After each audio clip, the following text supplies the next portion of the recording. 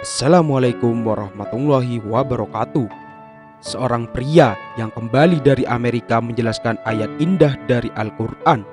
Seorang pria tersebut membahas istilah Arab yang digunakan umat Islam pada masa kesulitan dan kehilangan. Istilah ini diterjemahkan menjadi kepunyaan Tuhan kita dan milik Tuhan kita pasti kembali. Ini adalah mentalitas yang seharusnya dimiliki umat Islam ketika menghadapi kesulitan. Pentingnya mengingat Tuhan di saat sulit.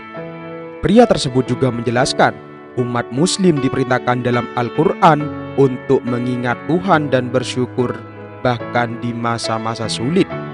Mencari bantuan melalui kesabaran dan doa ditekankan sebagai cara untuk mengatasi kesulitan.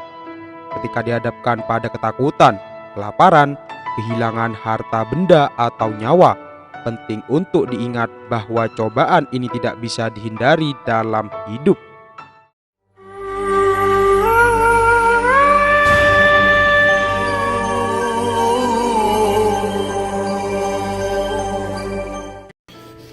Peace be with you.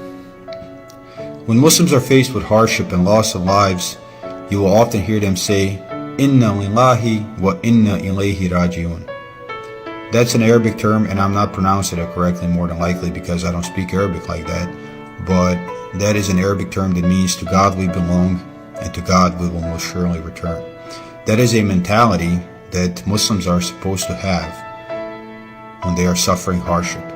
God tells us in the Quran, in the second chapter of the Quran, verses 152 to 157, "Therefore remember me, and I will remember you. And be thankful to me, be grateful to me, and do not be ungrateful. O you who believe, seek help through patience and prayer. Surely God is with the patient. And do not say of those who have been killed in God's way that they are dead. No, they are alive, but you do not perceive.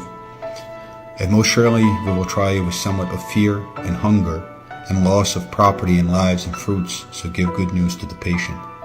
Those who hardship afflicts them say, to God we belong, and to God we will most certainly return.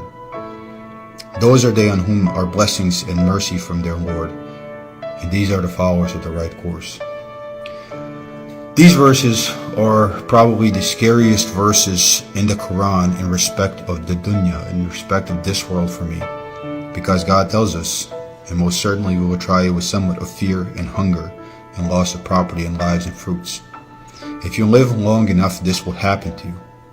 Whether it's natural disasters, whether it's war, whether it's disease, whether it's financial bankruptcy, we are going to be tried with hardship. It doesn't matter who you are. And just to put things into perspective, if you are struggling with desire right now, if you can't even leave the things that are haram, especially out here in the West when we are so inundated by them and it's very hard to resist them, if you're having a hard time battling desires and you fail to remember God and act correctly in those instances, then how much harder it's going to be when there's fear and hunger and loss of life. To remember God is to recognize the situation and understand what God wants you to do in that situation. And when hardship afflicts us, God wants us to be patient and to remember that we are heading there no matter what. Whoever is oppressing us, they're heading there no matter what too. But it's such a hard thing to do. And I am terrified of failing. And I think every reasonable human being should be terrified of failing. It's easy to say, to act like you're Billy Badass and say, yeah, if I was in this situation, this is what I would do. But anybody that's sincere, they don't know how they're going to react in fear. They don't know how they're going to react in hunger. They don't know this. We don't know this.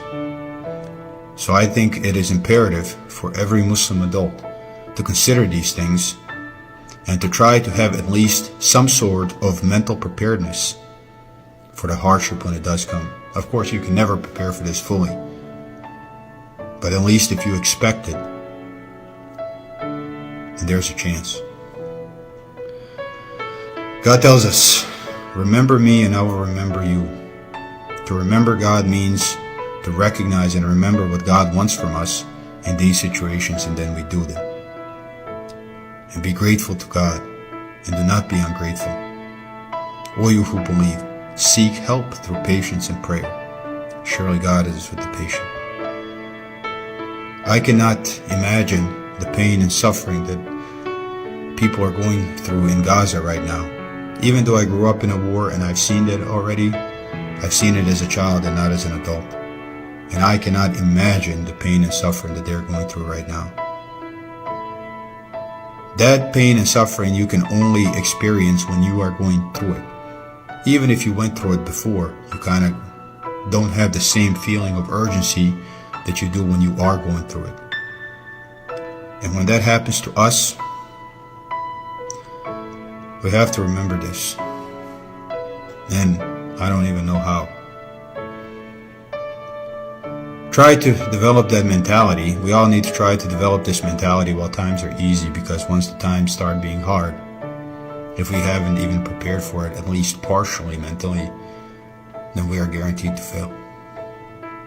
And we shouldn't be the ones to fail this. To God we belong, and to God we will certainly return. Peace be with you.